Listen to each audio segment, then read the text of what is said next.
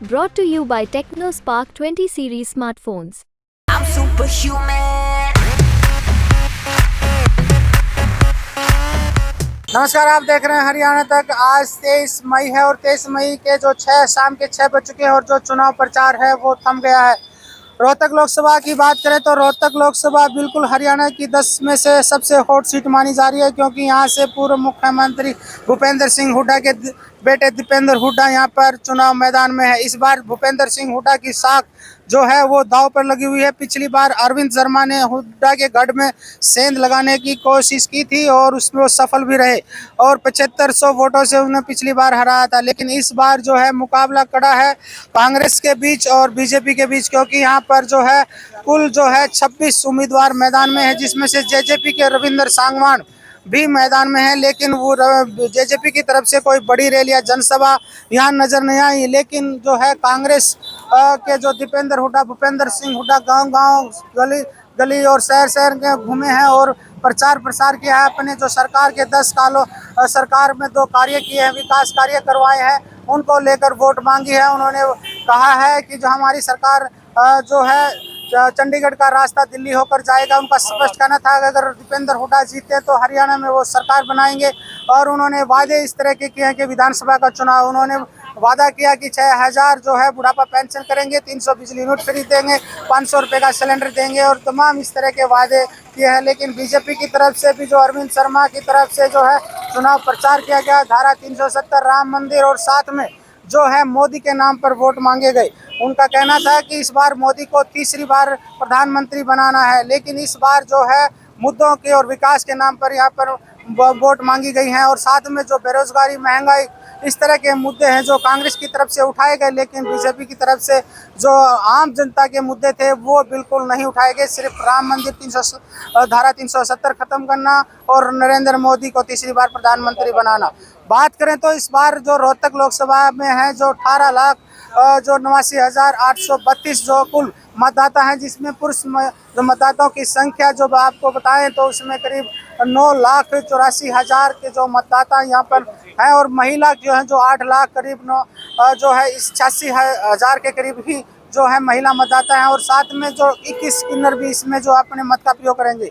लेकिन हरियाणा की जो सबसे हॉट सीट माने जाने वाली 9 विधानसभाओं में जो पिछली बार जो है कोसली ने जो अरविंद शर्मा को 73,000 वोटों से जो वो एक भारी जो कह सकते हैं बढ़त दी थी उसको बिल्कुल फोकस इस बार जो कांग्रेस का और बीजेपी का है कोसली रहा।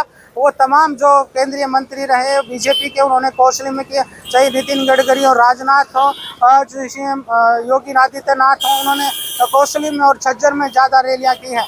जहां रोहतक लोकसभा में हुड्डा के गढ़ को घेरने के लिए जो है बीजेपी ने पूरी जो आजमाइश की है, जिसमें जो नरेंद्र मोदी ने गोहाना में रैली जो है रोहतक और सोनीपत लोकसभा की थी और साथ में यहाँ पर अमित शाह झज्जर में रैली की है और नितिन गडकरी से लेकर राजनाथ तमाम जो केंद्रीय मंत्रियों ने यहाँ रोहतक पर फोकस किया गया है। क्योंकि फोकस इसलिए किया गया, अगर हुड्डा इस बार यहाँ से जीत जाएंगे तो जो विधानसभा जो इसी साल में होना है अक्टूबर माह में, तो वो भी उनके लिए सीधा रास्ता खुल जाएगा।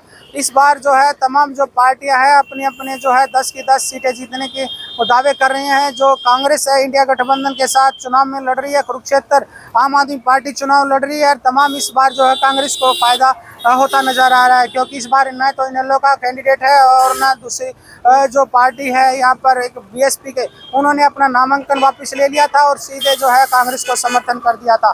जो वोट जो जातिकरण समीकरण की बात करें तो यहाँ पर रोहतक में सबसे ज़्यादा जो है 38% जो जाट मतदाता हैं, जिनकी संख्या करीब 7 लाख की है और साथ में जो है सबसे ज़्यादा जनसंख्या जाट समाज की और जाट समाज का जो कोई कैंडिडेट जो अच्छे से नहीं है, क्योंकि जेजेपी का जरूर जाट समाज से है।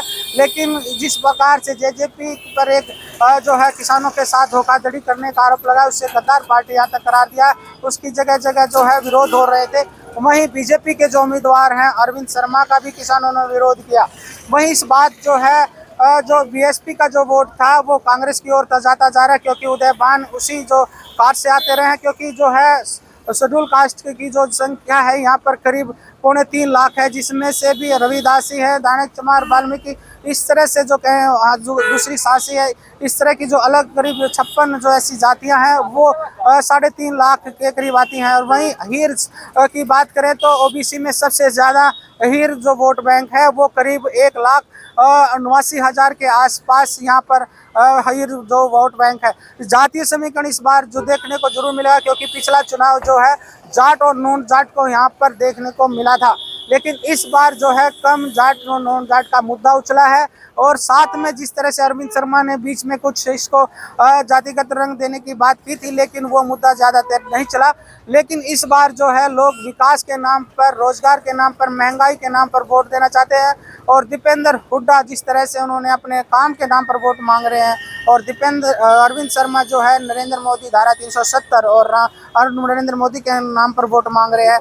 अब 25 मई को पता चलेगा कौन जीता है, कौन हारता है, कौन लोग कौन उसे वोट देते हैं। और 4 जून को जब रिजल्ट आएगा किसके सर पर ताज सजता है। हरियाणा तक के लिए रोहतक से मैं सुरेंद्र सिंह।